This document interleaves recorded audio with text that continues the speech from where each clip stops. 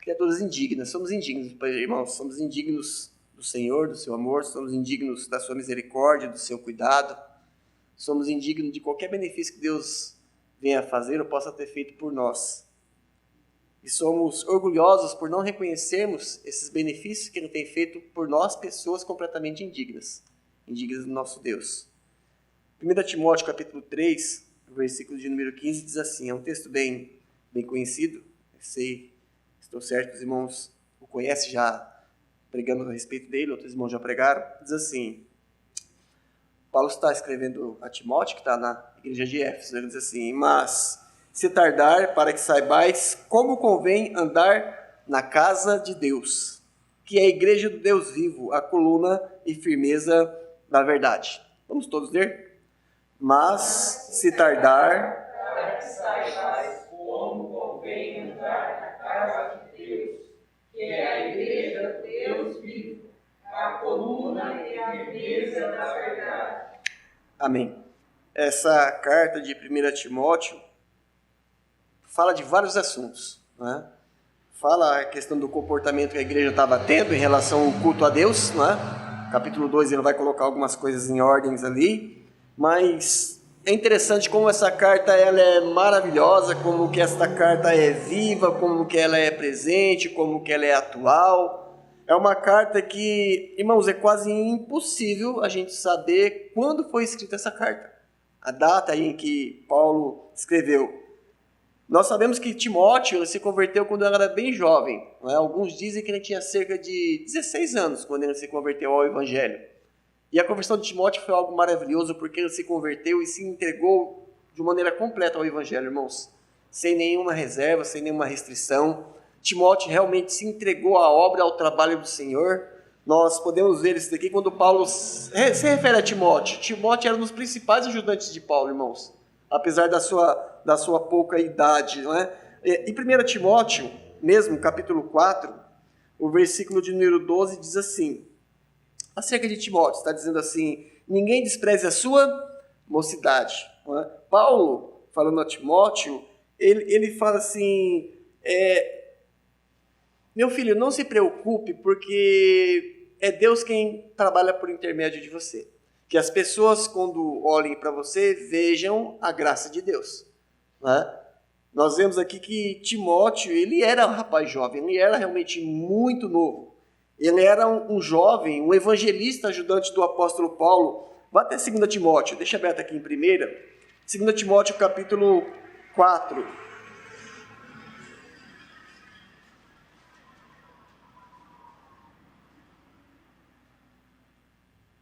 Diz assim, ele está falando com Timóteo ainda, ele diz assim no versículo 5, mas tu, ele diz, mas tu se sóbrio em tudo, sofre as aflições e faze a obra de um evangelista. Ele diz, cumpre o teu ministério. Né? Alguns dizem que Timóteo era pastor, eu não vejo. Timóteo, o seu ministério era o evangelismo, era um evangelista, e um ótimo, né, evangelista. Quando a gente pensa nele como sendo um jovem, e os atrativos que tinha para os jovens como tem hoje, e o quanto ele era consagrado e dedicado à obra do Senhor e ao seu ministério, irmãos, isso deveria nos inspirar, na verdade. Não é? Quando essa carta foi escrita à igreja de Éfeso, essa igreja então estava atravessando alguns problemas, ele coloca algumas coisas aqui no lugar, algumas coisas precisavam ser postas em ordem, e Paulo faz por meio desta carta aqui. E Deus, por meio de Paulo, ele dirige essas verdades a Timóteo e à igreja de Éfeso e a nós. Todas as verdades que estão escritas em 1 Timóteo, 2 Timóteo, na carta mesmo de Éfeso, né?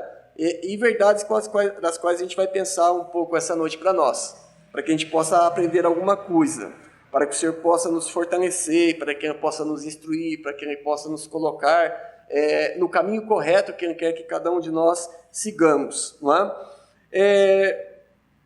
Azarias falou da situação que nós estamos vivendo hoje, nós temos se adaptado à situação. O irmão Manuel tem se esforçado, porque o irmão Manuel trabalha um dia sim, um dia não, tem dia que ele trabalha a noite toda, né? E ele tem se esforçado em fazer uma escala para que a gente possa participar dos cultos, né? Hoje eu vejo aqui que tem 3 faltando, mas ele tem se esforçado para que a gente possa ter oportunidade de, como igreja, em obediência a Deus, glorificar e adorar o nome do nosso Deus.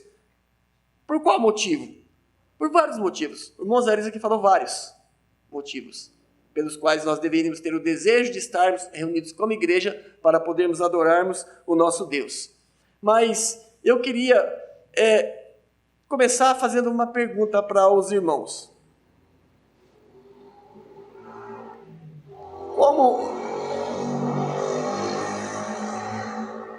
Como as pessoas têm visto a igreja de Cristo, como as pessoas têm visto a igreja de Jesus nos nossos dias? Quando digo nossos dias, é em meio a toda essa reviravolta que estamos vivendo. Como as pessoas, como os homens têm visto a igreja de Cristo, do Senhor Jesus, nos nossos dias? Como os homens a vê? É interessante que as pessoas, em muitos casos, veem a igreja como algo volátil, né? Pode se mudar qualquer coisa, pode, né, inventar eu lembro quando começou esse negócio de culto online, e a gente falou assim, como não está podendo reunir, vamos fazer as mensagens. Eu vou fazer o culto na minha casa e a gente vai fazer uma live e transmitir as mensagens. Daí o irmão Osarias, né, com a sua preocupação de sempre, me fala assim, pastor, não existe culto online. Para ter um culto a gente tem que estar presente, né? Foi sim, irmão Zarias, na verdade, nós não vamos ter um culto online. Vou fazer um culto e vou transmitir a mensagem do meu culto doméstico. Não é? Mas, se os irmãos pararem para notar, os irmãos perceberam quanta invenção teve? Quanta inovação teve? Teve culto drive, onde a pessoa ia de carro, ficava dentro do seu carro. Teve tantas coisas que inventaram.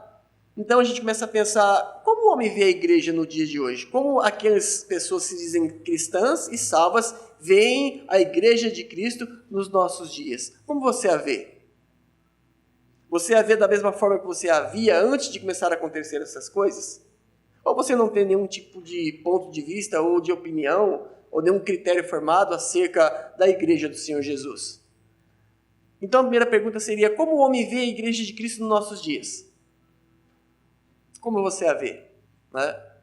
Isso é importante, irmãos, a gente pensar a respeito disso. Né? Uma outra pergunta seria, como Deus a vê? Interessante, né? Será que Deus mudou a sua visão quanto à igreja por conta das coisas que estão acontecendo? Não sabemos como os homens a vê. Mas como você tem visto a igreja de Deus? Você tem visto a igreja de Deus como Deus a vê? Irmãos,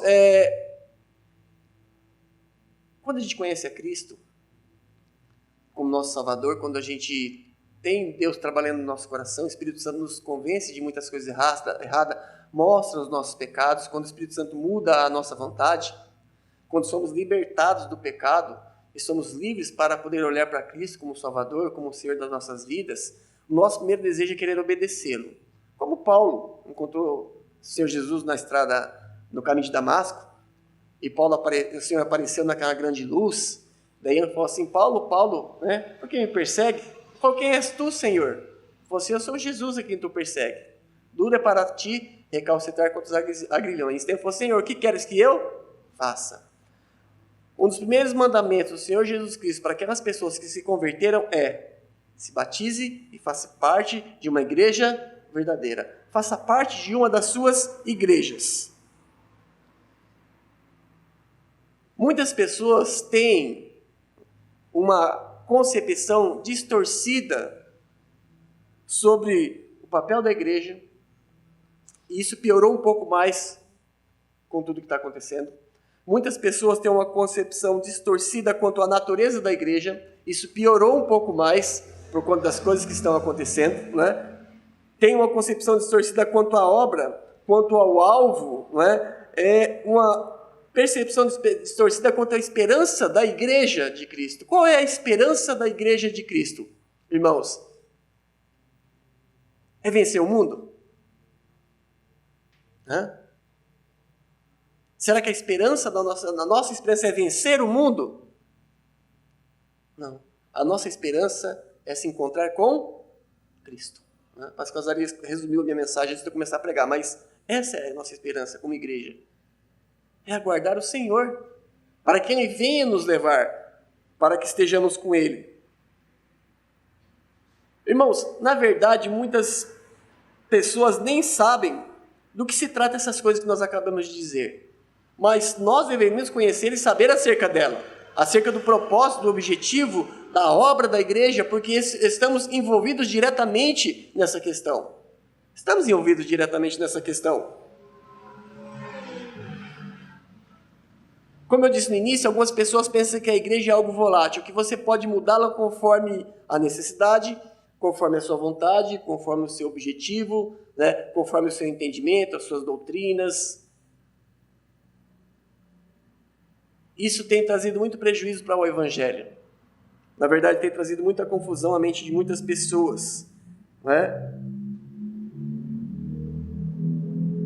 Algumas pessoas acham que a igreja não tem uma estrutura pré-estabelecida. Acha que tudo tem que ser reinventado, tudo tem que ser modificado, não é? Não acreditam que existe uma ordem vigente para a igreja. Irmãos, o modelo de igreja que agrada ao Senhor é o modelo bíblico. O comportamento dos crentes que fazem parte das suas igrejas tem que ser o comportamento bíblico. A adoração prestada pelas suas igrejas, para que ele seja enaltecido, tem que ser uma adoração bíblica. Sendo assim, eu digo para você, a igreja não mudou. O propósito de Deus quanto à igreja não mudou. As bênçãos de Deus para a igreja não mudou. A nossa responsabilidade enquanto membros da igreja de Cristo não mudou. Nada mudou, não é? O hino que a gente cantou, Osarias falou que naquela época seria talvez isso: passarinhos, belas flores querem nos desencantar, querem nos prender aqui. Com certeza não são passarinhos nem belas flores que têm me atrapalhado, ou estão me prendendo aqui. E eu acho que nem os irmãos, são outras coisas que têm feito isso nas nossas vidas, né? Irmãos, se não valorizamos a igreja de Cristo, dificilmente valorizamos o Senhor.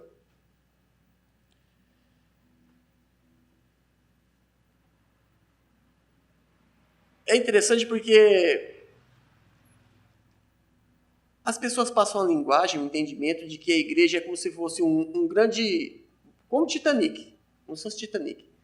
A igreja é como se fosse Titanic. Então, todo mundo que estiver dentro da igreja, todo mundo que estiver dentro do Titanic, está salvo. Né? Está seguro. Na verdade, é um salvo. Vê a igreja como um barco que vai salvar todos aqueles que estão dentro dela. Né?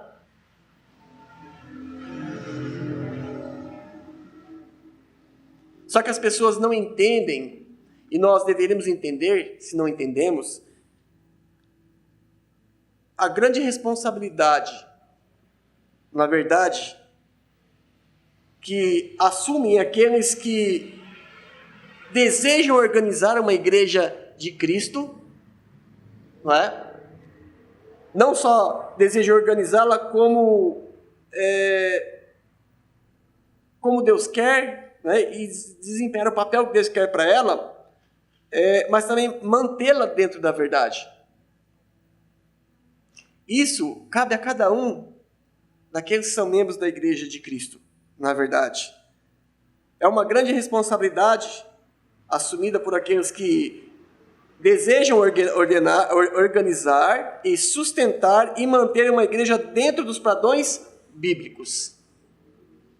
Irmãos, se os irmãos tivessem noção o que envolve essa questão de uma igreja dentro dos padrões bíblicos, quanto ao serviço, quanto à adoração, quanto ao culto, quanto à pregação do evangelho, quanto o relacionamento interpessoal entre os crentes que fazem parte dessa igreja, né?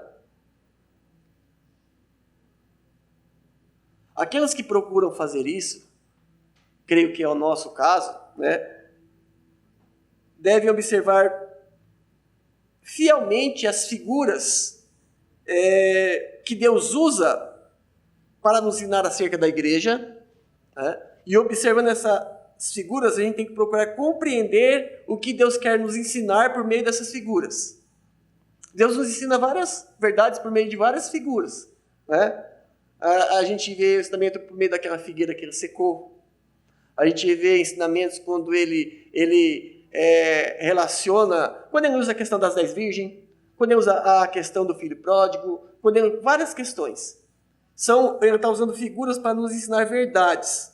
Então, quando ele usa figuras para nos ensinar acerca da igreja, nós devemos procurar compreender como uma revelação de Deus sobre o papel da igreja, sobre a função da igreja, sobre a obra da igreja. E quando eu falo isso, eu estou falando sobre a sua função, sobre a sua responsabilidade, sobre a sua obra, sobre a nossa obra como igreja. Sobre o seu papel, sobre a sua função, sobre a sua natureza, o seu alvo, sobre a sua presença no mundo, não é? E sobre a sua esperança neste mundo.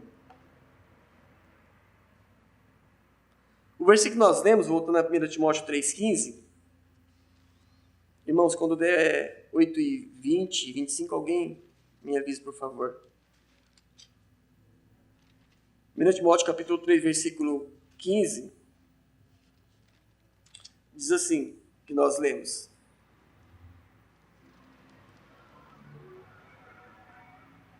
Ele nos diz, 1 Timóteo 3,15, mas se tardar, para que saibais como convém andar na casa de Deus. Olha que interessante, na casa de Deus, que é a igreja do Deus vivo. Coluna de firmeza da verdade. Então, ele fala que a igreja é a casa do Deus vivo. Paulo está dizendo aqui, está comparando, né, inspirado pelo Espírito Santo, é óbvio, Deus está dizendo que a sua igreja, ela é como uma casa. A igreja é uma casa. Depois ele fala coluna e firmeza da verdade, né? As funções dessa casa. Mas, primeiramente, ela é uma casa. Amém? É fácil entender isso, irmãos. É fácil entender, né? A igreja é oikos no grego, casa. Ela é uma casa. Mas não é qualquer casa, é a casa de Deus. Em primeiro lugar e acima de tudo, irmãos, pensando dessa forma, a igreja, ela tem que ser uma família, não é? Não existe casa se não for para uma família morar, não é? Ninguém constrói casa para deixar ela sozinha ou para encher de cavalo, de coelho. Então nós temos que entender que, em primeiro lugar, e acima de tudo, e qualquer coisa, a igreja deve ser uma família. Se a igreja não for um grupo de irmãos que se reúne, ela não é uma igreja de Cristo. Aprendemos isso no Beabá, não é? Quando estudamos a Bíblia. Se ela não se reúne, ela não é uma igreja verdadeira. O amor de Deus, irmãos, ele só pode existir onde existe o amor fraternal. Se não há amor fraternal, ali não há amor de Deus. Porque Deus fala assim, para que nós amarás o seu Deus de todo o coração, toda a tua força, toda a tua alma, e o teu próximo a ti mesmo. Então, se não há amor fraternal neste local, se não há amor fraternal na igreja, não há o amor de Deus. Se não há o amor de Deus, não é uma das suas igrejas.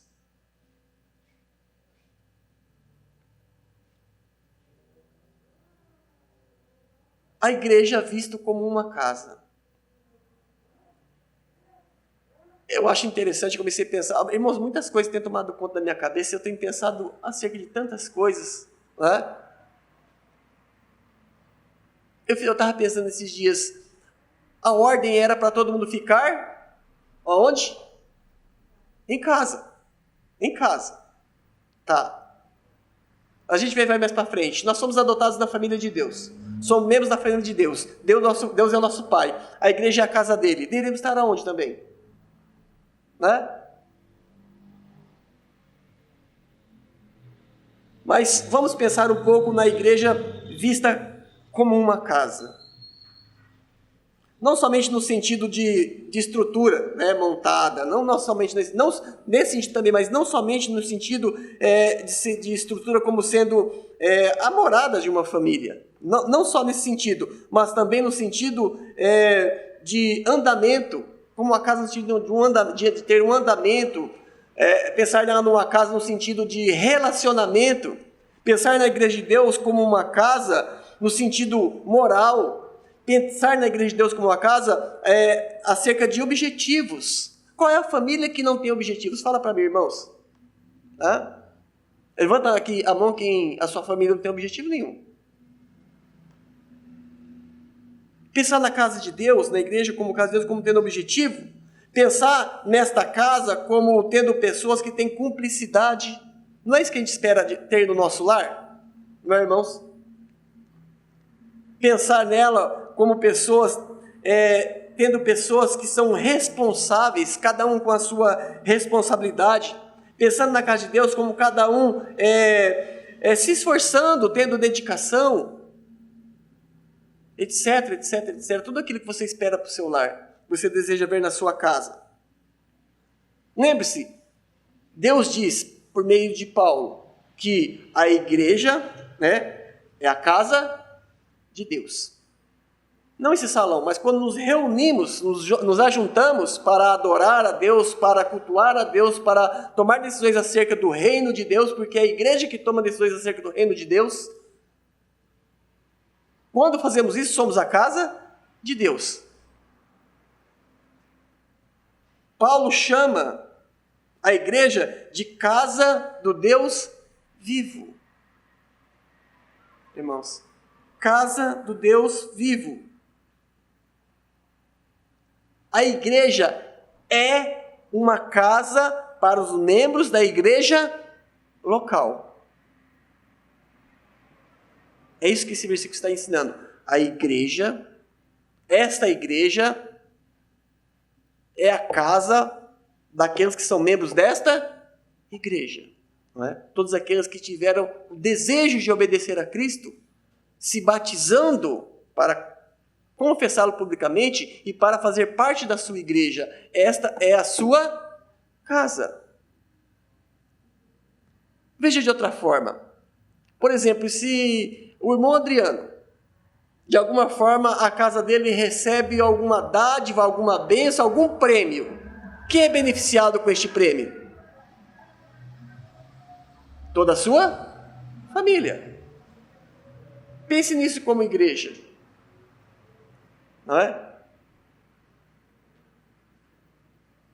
Irmãos, na realidade, há boas razões para Deus chamar a sua igreja de minha casa. Porque Ele não só nos tem adotado como filhos, João 12, a todos aqueles que creram e receberam, deu-nos o poder de serem feitos filhos de Deus. Pois, mais adiante, vai falar que somos filhos de Deus por meio da adoção. Pois, Ele não só nos tem adotado como filhos e membros da sua família, mas Ele mesmo habita pessoalmente em cada um de nós. Ele habita em cada um de nós, e não só isso, Ele anda entre nós, como igreja. Quando nos ajuntamos para adorar a Deus, o Senhor se faz presente aqui, não só nos nossos corações, mas Ele se faz presente aqui, para que receba a adoração. Abra sua Bíblia em 2 Coríntios. Volte um pouco atrás. 2 Coríntios.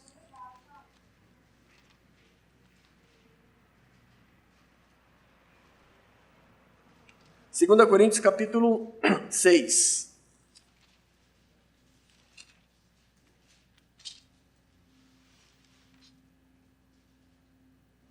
Segunda Coríntios, capítulo 6, o versículo 16 diz assim: E que consenso tem o templo de Deus com os ídolos? Porque vós sois o templo do Deus vivente. Vírgula. Como Deus disse, eis o que Deus disse, neles habitarei e entre eles andarei. O Senhor se faz presente na sua casa. Ele é o Senhor dessa casa. Ele é o cabeça, na verdade, desta casa.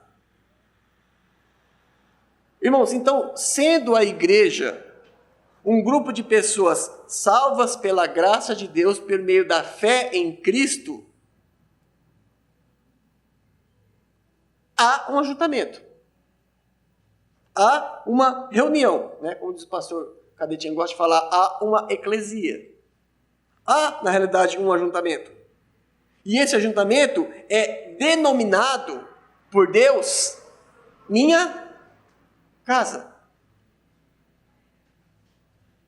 Minha casa. Irmãos, a gente não pensa, às vezes, no valor que isso nos mostra, né? Para a gente entender, se você estivesse na sua casa descansando, vamos dizer assim, né? Tá lá o irmão Zariz, a Elaine e a Gigi, a Beatriz, comendo, conversando, e de repente bate palma no seu portão, é Jesus. E ele está convidando o Zariz para ir na casa dele. Você não iria correndo? Quem ia perder uma oportunidade de ir na casa do Senhor, irmãos? Quem ia perder essa oportunidade? Né? De poder conversar com o Senhor, de poder expor as suas dificuldades para o Senhor, de poder receber conselhos do Senhor, de poder receber assim o bálsamo, né? Pelo meio do Espírito Santo, quanto às nossas feridas, às nossas dificuldades. Quem não gostaria de estar com o Senhor e tirar todas as suas dúvidas, entender certos assuntos?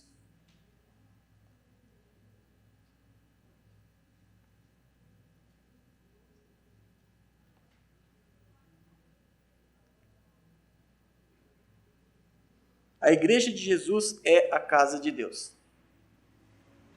E eu queria ver alguns pontos rapidamente. Espero que consiga ver todos para a gente poder fechar esse assunto hoje. Primeiro, irmãos, uma casa, ela é primeiramente um lugar, um ponto de encontro. Onde quem se encontra nesse lugar? A família, queridos. A família. Uma casa é primeiramente em primeiro lugar um ponto de encontro. Um ponto de encontro onde a família se reúne, se ajuntam, onde a família se congrega para se alegrar. Não é assim? Pelo menos é o objetivo, né? Todos terem uma família, um lar onde haja alegria. A igreja, primeiramente, é esse ponto de encontro, onde todos se reúnem para se alegrar. Se alegrar com quem? Se alegrar com os demais. Se alegrar com os seus irmãos.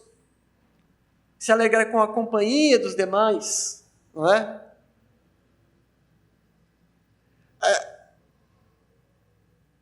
Eu acho que eu e a Mancida, por enquanto, tem esse problema. Né? Quando tem um filho que sai de noite com a namorada, vai para algum canto. Né? De repente, passa a hora dele chegar, está demorando para chegar, daí vem a preocupação. Você já não dorme, você fica pensando o que será que está acontecendo. Por quê? Porque você quer seu filho perto, você quer a companhia dele, você quer ele dentro de casa. Com você, com toda a sua família. Então, é um ponto de encontro onde a gente possa se alegrar, onde a gente pode desfrutar da companhia com os demais que fazem parte. É nesta casa que a gente revê as pessoas que a gente ama, as pessoas que nós amamos. Dá tempo a gente falar disso, a gente tem dificuldade com isso, na igreja como temos na nossa casa. Né? Existem aquelas pessoas que têm uma dificuldade de mostrar amor, ele é durão. Mas não quer dizer que ele não ame. É o lugar onde você demonstra amor para com aqueles que fazem parte dessa família. É ali que você se encontra para falar das bênçãos do Senhor, para falar do amor de Cristo, para falar das promessas de Deus. Esta casa. Irmãos, não é isso que nós fazemos? Orando, cantando e ouvindo a mensagem? Não é isso que nós fazemos? Irmãos, nós estamos diariamente, eu diria assim, expostos a uma vida assim agitada, em um mundo que mais do que nunca está cheio de incertezas. Cheio de incertezas. Isso tem consumido as nossas vidas, não tem? Incerteza quanto à saúde, incerteza quanto às finanças, incerteza quanto ao futuro dos filhos, incerteza quanto a onde vai dar tudo isso.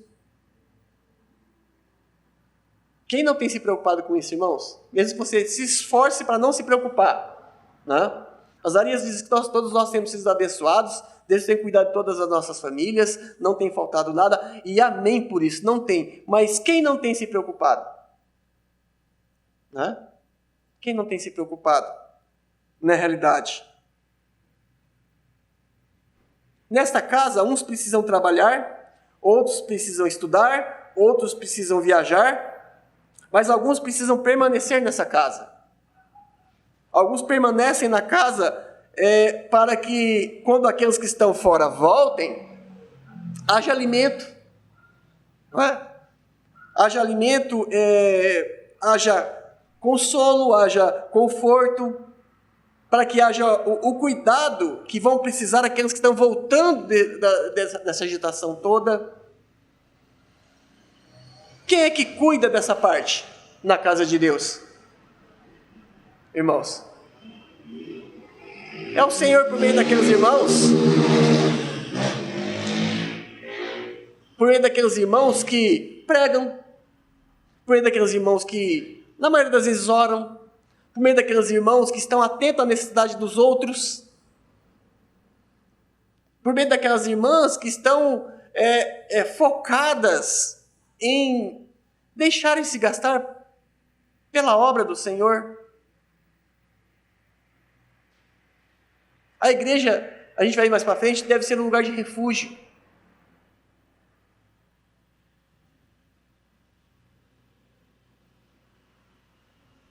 De qualquer forma, a casa onde todos devem e podem se encontrar, irmãos. Por isso, nada substitui a igreja.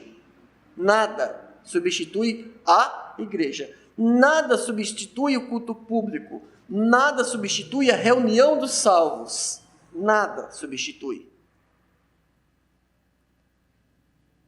E é preciso que a gente se esforce para fazer desta reunião, desta casa, um lugar desejável. Um lugar agradável, aprazível. Um lugar que traga conforto, que traga certezas. Não é? Irmãos, eu pergunto para vocês, quem quer voltar para casa depois de um dia pesado de trabalho, depois de um dia duro de estudo, depois de uma viagem longa, chegar na sua casa e encontrar críticas? Quem quer? Adiante a gente vai falar um pouco disso. Muitas vezes isso que acontece. É isso que acontece.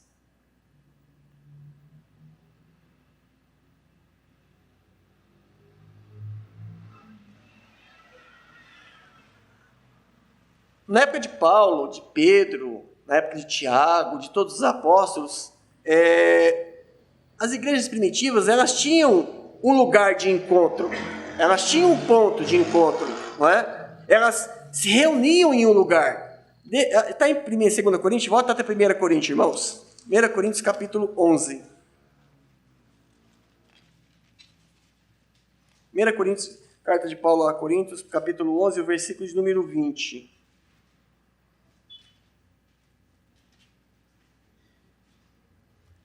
Paulo está tratando aqui a respeito de algumas coisas, a respeito do comportamento da igreja, a respeito da ceia e tudo mais, mas no versículo 20 ele diz assim: de sorte que quando ele está falando com a igreja de Corinto, quando vos ajuntais num lugar. Quando vos ajuntais num lugar. Então a igreja de Corinto tinha um lugar onde eles se reuniam. Deus fala, não era para comer a ceia do Senhor, porque o assunto aqui é ceia, mas o fato é que eles se reuniam. Eles se ajuntavam. Não existe igreja que não se reúne. Não existe igreja que não se ajuntam. Quando vos ajuntai num lugar, disse Paulo, a enorme igreja de Corinto. Alguns falam que a igreja de Corinto era grande demais, irmãos. Corinto era uma cidade cosmopolita, portuária. Ali vinha gente de todo lugar. Ali era lugar de chegar e sair muitas pessoas, mercadoria e tudo mais. Dizem que era uma igreja gigante. E Paulo diz essa igreja gigante, quando vos ajuntais num lugar. Por maior que essa igreja fosse, ou por mais que uma igreja maior que uma igreja seja, ela precisa de um lugar para se reunir. E quando ela está reunida nesse lugar, esse lugar se chama Casa de Deus. Igreja do Deus vivo. Essa enorme igreja de Corinto, ela se ajuntava em um lugar, onde eles eram alimentados com a palavra de Deus. Irmãos, nós não cremos em revelação. Isso não é bíblico. Não é? Nem em profecia. Como nós entendemos que Deus fala conosco? Não é por meio da igreja? Por meio da sua igreja? Por meio da pregação da palavra da sua igreja? Não é? E é ali que nós ouvimos acerca da vontade de Deus para as nossas vidas. É ali na igreja nós somos confortados, nós somos consolados. É ali na igreja que nós temos nossa fé fortalecida. É ali na igreja que nós recebemos puxões de orelha. É ali na igreja onde você é alertado quanto ao seu trabalho. Que você é avisado quanto às suas responsabilidades. É ali na igreja onde nós devemos ter as nossas feridas tratadas. A igreja é um lugar onde nós devemos tratar nossas feridas. Como a nossa ferida é tratada? O Espírito Santo, com a palavra de Deus, por meio do amor dos irmãos, ele cuida das nossas feridas. Ele não mete a unha e arranha. Ele cuida, ele não abre mais a ferida. Ele aplicando as promessas de Deus às nossas vidas, o salmista diz que é como um bálsamo. Os irmãos sabem o que é um bálsamo? Um bálsamo era uma pasta feita de muitas especiarias. Quando você passava no corpo assim, ela derretia e refrescava o seu corpo. É um bálsamo para nossas almas. É na igreja que você tem as suas feridas tratadas pelos irmãos, pelos membros, pelos líderes, pelo trabalho mútuo da igreja.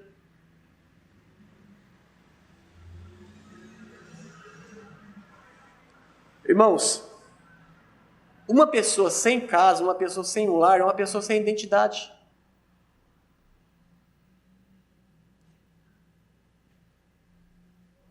Da mesma forma que um crente sem igreja seria como um andarilho pelas ruas. A ermo, não tendo para onde ir.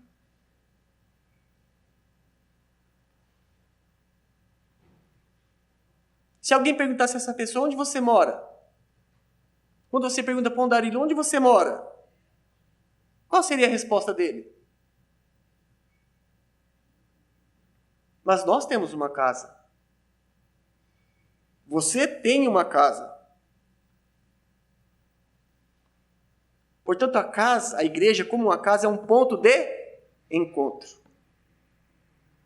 Onde todos devem se encontrar, onde todos devem se reunir. É um ponto de encontro de irmãos salvos por Cristo.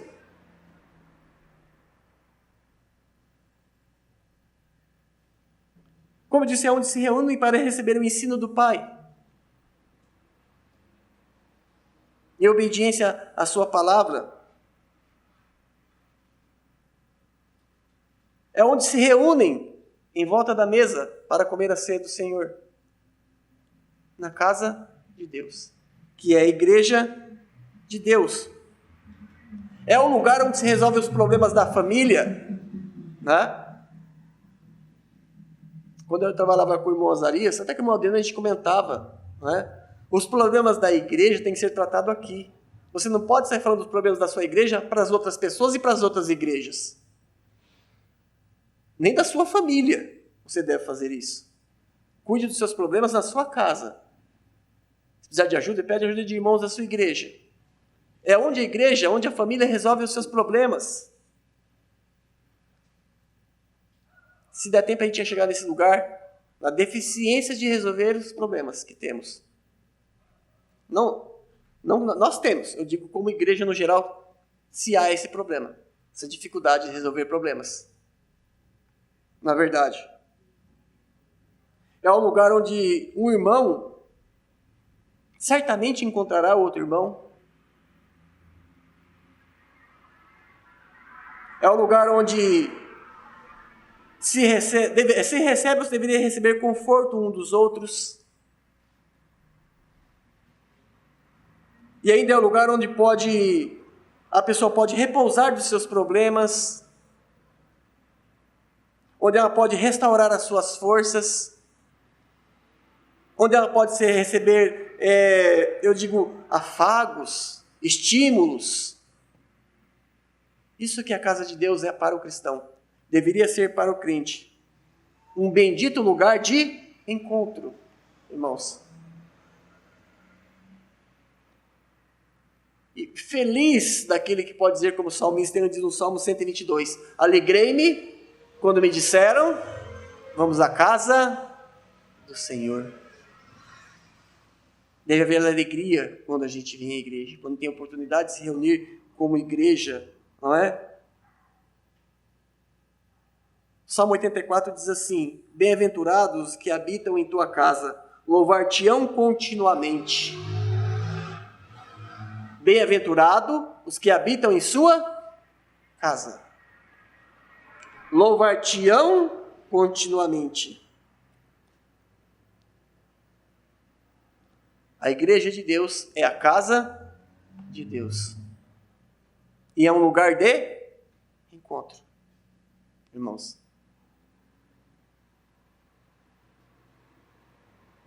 Em segundo lugar, a igreja de Deus como casa. A igreja, irmãos, como casa, ela é para nós, a gente muitas vezes não vê dessa forma, mas tem que ver, ela é para nós um refúgio do mundo. Onde você pode se refugiar das coisas do mundo, irmãos? Onde você se refugia para não ouvir o linguajar do mundo, as coisas torpes do mundo, a ganância do mundo, a arrogância do mundo, a mesquinharia do mundo? Onde seria este lugar? Na casa de Deus. Na verdade, que é a igreja de Deus. Sabe por quê? Porque no mundo nós somos perseguidos. Alguns não notam ou não conseguem identificar certas coisas como perseguição, mas na verdade, são perseguição. O Senhor Jesus disse isso para nós. E se Ele disse é porque realmente é uma verdade. João capítulo 15. Evangelho de João capítulo 15.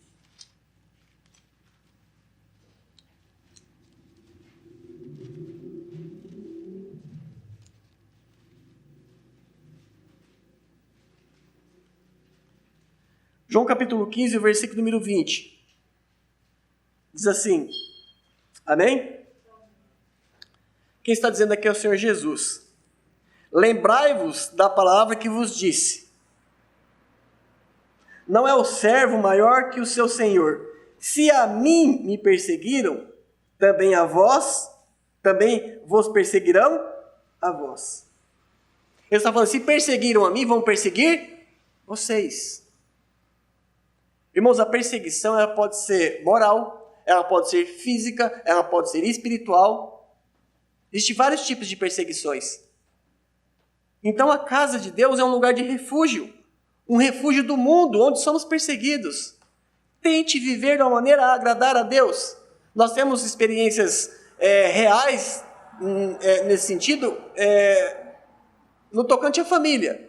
A gente procura termos famílias conforme a Bíblia. Agora eu pergunto, você não é questionado, você não é ridicularizado, você não é menosprezado, você não é diminuído e você não é humilhado? Então você é perseguido.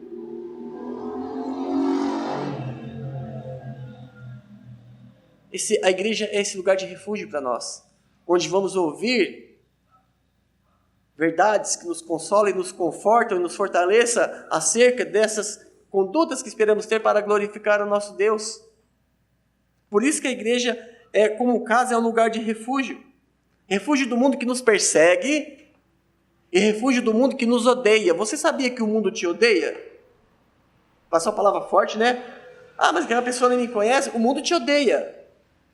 Vou repetir, irmão, o mundo te odeia. Vou repetir o que Jesus já disse, né, na verdade. Lucas capítulo 15, vamos lá. Lucas 21, perdão. Lucas capítulo 21.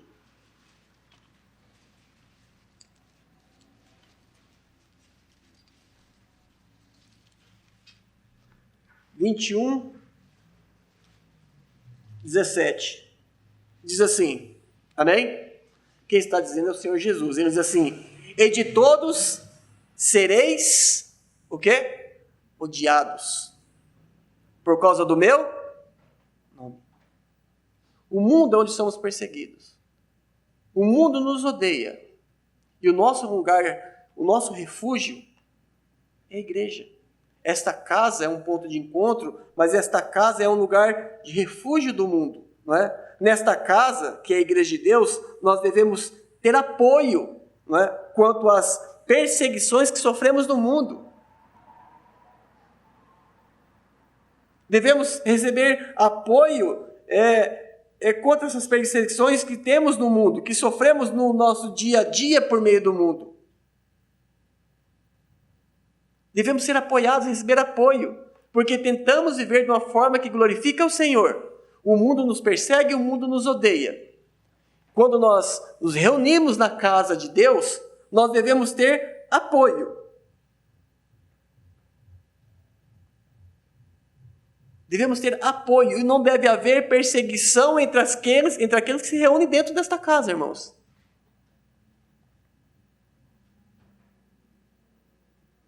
Já somos perseguidos e odiados no mundo. Não precisamos ser perseguidos dentro da igreja. Porque a igreja é um lugar de refúgio. Esta casa é uma casa de refúgio. Há ódio demais no mundo sendo derramado sobre os crentes. Há ódio demais no mundo, ódio demasiado contra os cristãos. Não precisamos de mais ódio dentro dessa casa. É uma palavra forte, até feia, né? Será que existe crente que odeia outro crente? Irmãos, existe sim. Existe.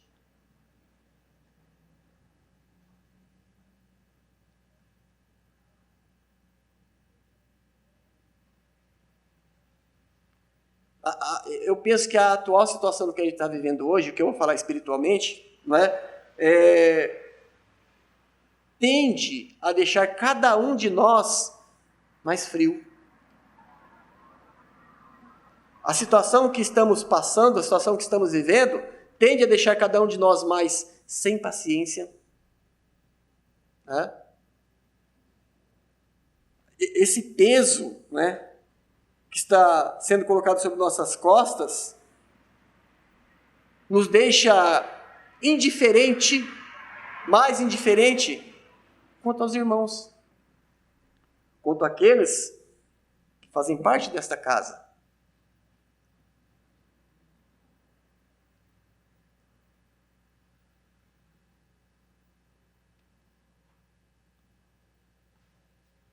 Essa situação faz com que a gente fique indiferente quanto aos demais irmãos, fique indiferente quanto às fraquezas dos irmãos, quanto à dificuldade de alguns irmãos, quanto à impossibilidade de outros irmãos. Né? Algumas coisas, não que sejam fáceis, mas eu consigo fazer mais facilmente. Né? Mas essa mesma coisa pode ser uma coisa dificílima para o irmão Leandro. O que ele precisa de crítica? De indiferença? Né? Fazemos parte da mesma casa. Nos reunimos na mesma casa.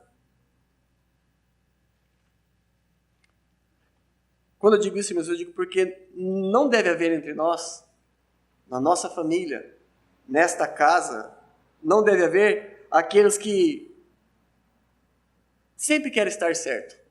Irmãos, quando eu falo isso porque é uma dificuldade para todos nós.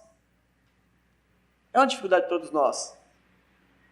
Não deve haver aqueles que sempre querem estar certo. Não deve haver aqueles que querem ser sempre mais, eu diria, espirituais. Ou aqueles que estão sempre prontos a cobrar dos outros. Isso, irmãos, é uma tendência da carne. E a gente tem que lutar contra isso porque isso é muito forte nas nossas vidas.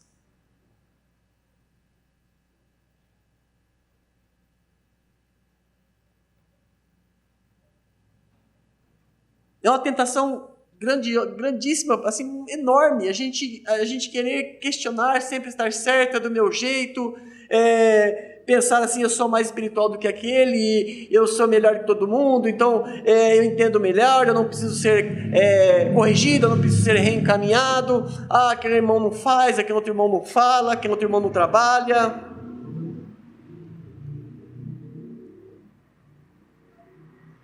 Faça isso na sua família e vê o que vai acontecer com ela. Faça isso na sua casa e vê se ela não vai subsistir.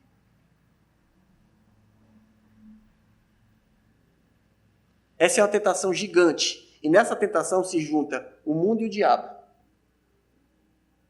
Para vir sobre cada um de nós.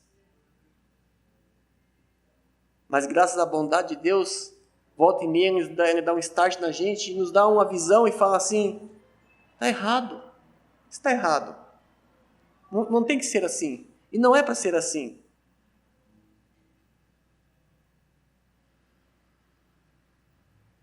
É nesse momento que ele nos capacita a passar por cima de diferenças, a vencer o orgulho e a abraçar o irmão.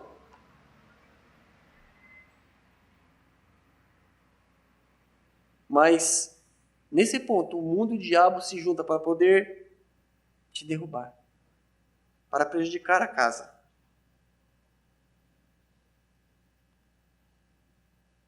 Antes de sermos dessa forma, eu diria é necessário que todos sejam humildes. Não só eu sei, não só eu estou certo, não quero, não importa. Não, nós temos que ser humildes. Em lugar disso, devemos ser assim, humildes, modestos e até voluntariosos, irmãos, nesse sentido. Gálatas capítulo 6, vamos abrir lá. Gálatas capítulo 6. 1 Coríntios, 2 Coríntios, Gálatas, capítulo 6.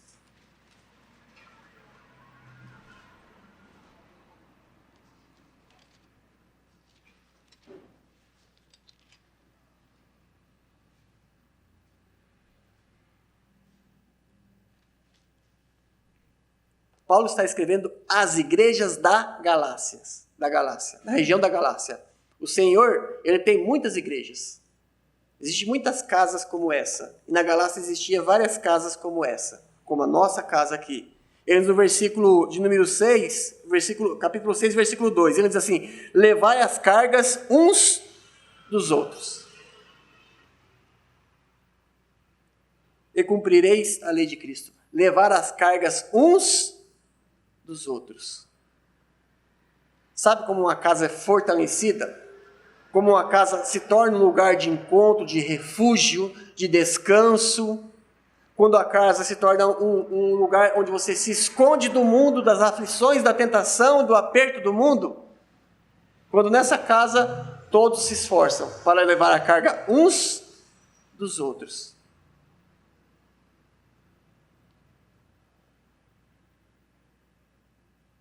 Nesta casa, irmãos, não deve haver indiferença.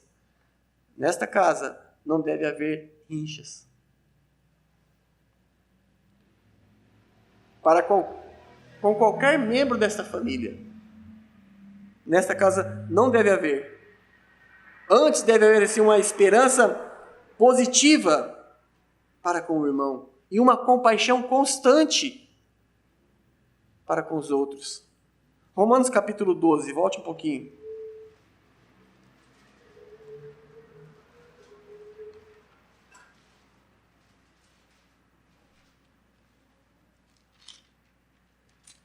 Romanos capítulo 12, o versículo de número 5 diz assim,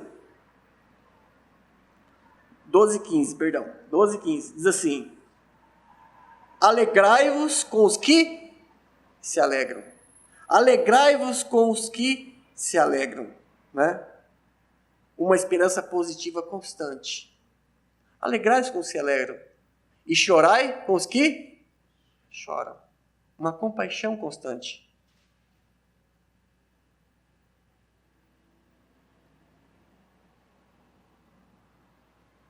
Irmãos, esta casa, ela não pode, ela não deve estar dividida.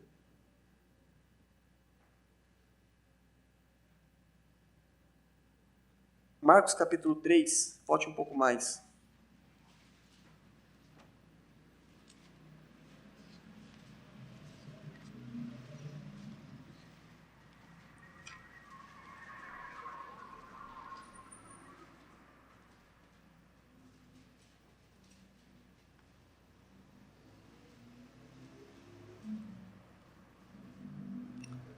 Como eu disse, esta casa, ela não pode. Quando eu falo esta casa, estou falando da nossa casa. Esta casa, ela não pode. Esta casa, ela não deve estar dividida. Por que ela não pode e ela não deve estar dividida?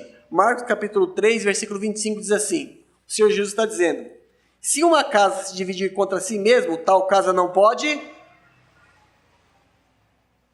subsistir.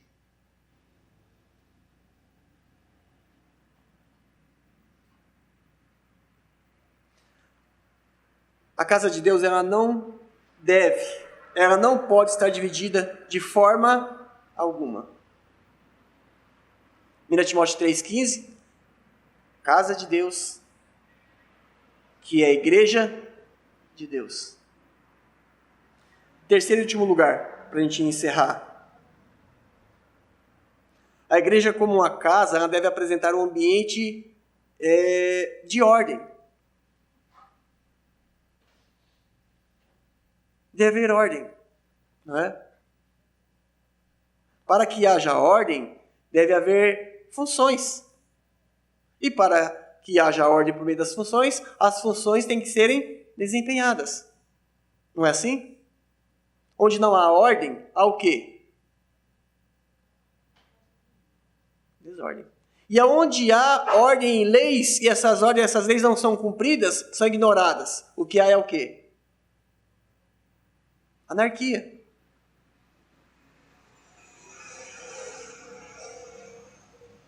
A igreja como casa de Deus deve apresentar um ambiente de ordem. Cada membro dessa família, ele tem um papel. Cada membro dessa família tem um dever. E cada um deve cumprir com o seu dever. E não fazer uma caça àqueles que não cumprem os seus deveres.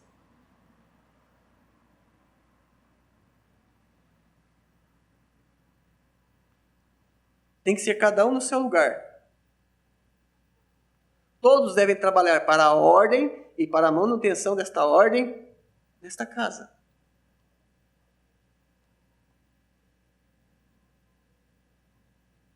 Irmãos, uma igreja que é desorganizada, uma igreja, eu diria, tomada pela bagunça, ela representa muito mal ao Senhor Jesus Cristo. E representa muito mal ao Evangelho de Cristo.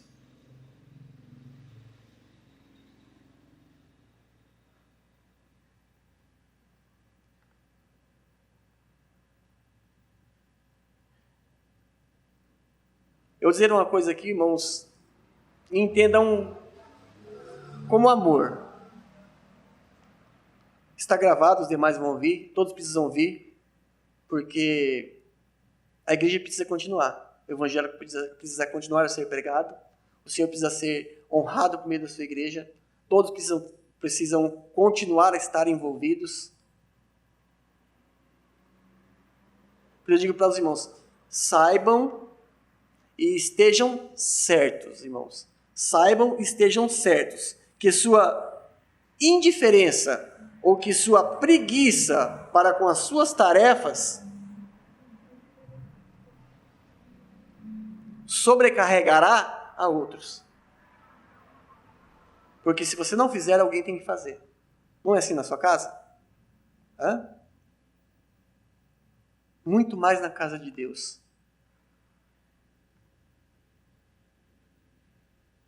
Às vezes a gente tem um espírito de caça às bruxas.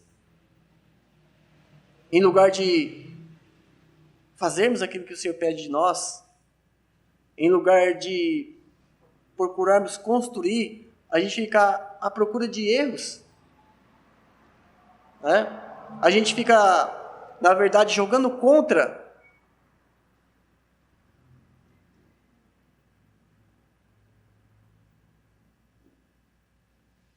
Irmãos, eu diria que é muito fácil você traçar um perfil para a igreja, traçar um perfil para esta casa. É muito fácil você não só traçar um perfil, ou fazer um plano para essa casa, ter uma figura para essa casa. É muito fácil você imaginar como você quer esta casa e não fazer nada para que isso aconteça.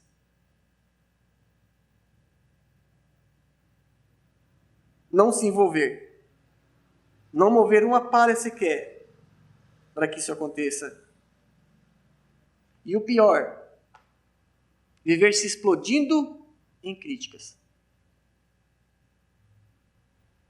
Essa casa vai se dividir. Essa casa se dividindo, ela não vai subsistir.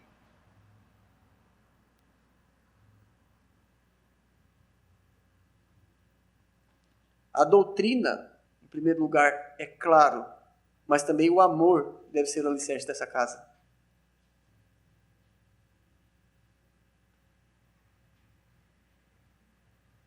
E o trabalho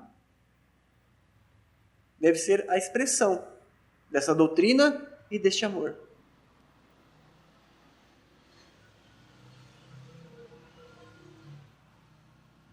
Nessa casa, irmãos, deve haver respeito. Deve haver harmonia. Deve haver consideração. Deve haver compaixão. Deve haver preocupação para com os seus membros.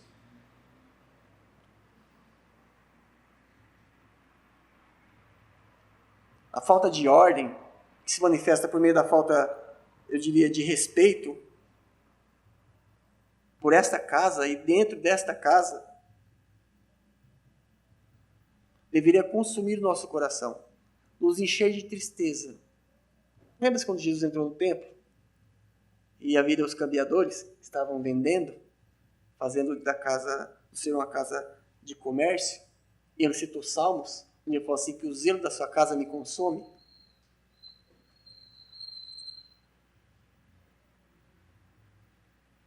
Pois ela é a casa de Deus e é a igreja de Deus.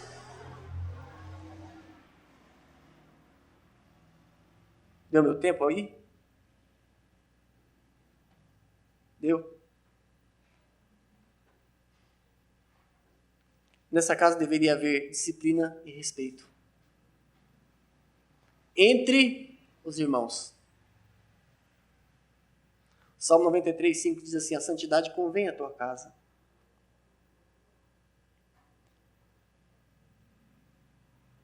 Nós deveríamos colocar ou procurar construir altos muros em volta desta casa e fazer portas reforçadas para que nada de ruim, nada mundano e nada carnal entre dentro dessa casa. Para que a gente possa desfrutar de uma maneira plena das bênçãos do Senhor, da comunhão, do amor, das promessas de Deus. para as nossas vidas.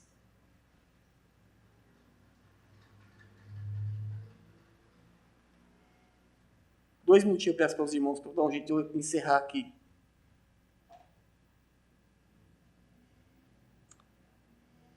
Essa casa é diferente de tudo o que o homem sem Cristo conhece ou já viu. E é diferente de tudo o que o mundo também conhece. Sendo assim, as suas regras e as suas normas não servem para esta casa. Não tragam elas aqui para dentro. Não servem. Ela é diferente de tudo.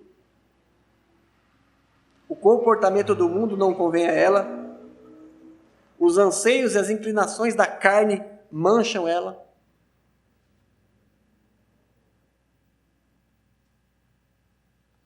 Irmãos, um fato. O diabo ele tem investido ferozmente contra as igrejas de Deus. E ele tem feito isso contra esta igreja também. Você pode estar certo disso. Ele tem avançado de uma maneira descontrolada, de formas imagináveis e inimagináveis. Ele tem procurado tragar essas igrejas. E eu perguntaria para você, o que ele tem conseguido contra esta casa em particular?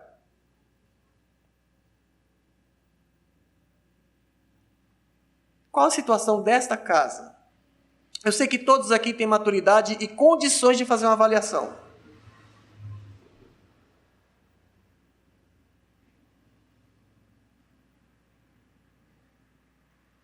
Esta casa está assim por sua culpa?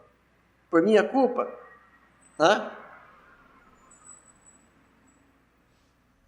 Eu diria, por nossa culpa com certeza.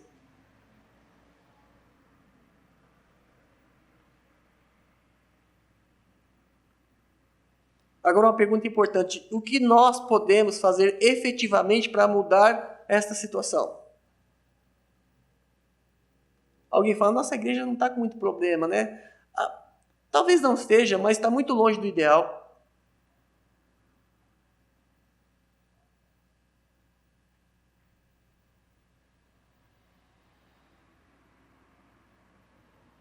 Irmãos, eu digo para vocês, o diabo está sorrindo, está dando gargalhadas de muitas situações na sua vida, na sua família, na minha vida, na minha família e nesta igreja.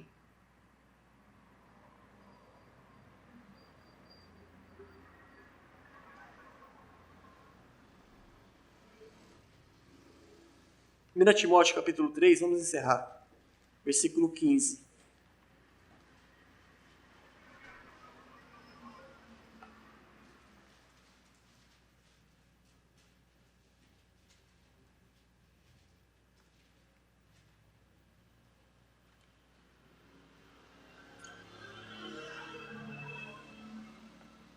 Vou ler só uma parte do versículo que diz, para que você saiba como, é preciso que você saiba e entenda como convém andar, proceder, se comportar e agir na casa de Deus. Irmãos, esta casa, vou repetir, esta casa em particular, esta igreja, no nosso contexto, para nós, deve ser o melhor que temos neste mundo. O melhor que temos neste mundo. Ela deve ser o melhor que temos neste mundo para abrigar nossa família. Temos que fazer dela um lugar especial, um lugar de amor, um lugar de atenção, um lugar de cuidado, um lugar de obediência a Deus, um lugar de amor e cuidado e zelo recíproco. Um lugar onde não haja pessoas que busquem somente os seus próprios interesses.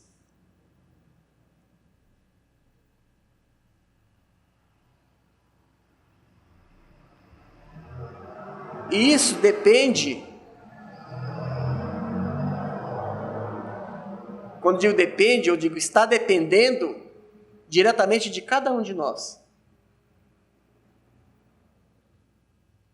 Para que essa casa seja uma casa de alegria, de paz, de harmonia, de conforto, de alento, não é?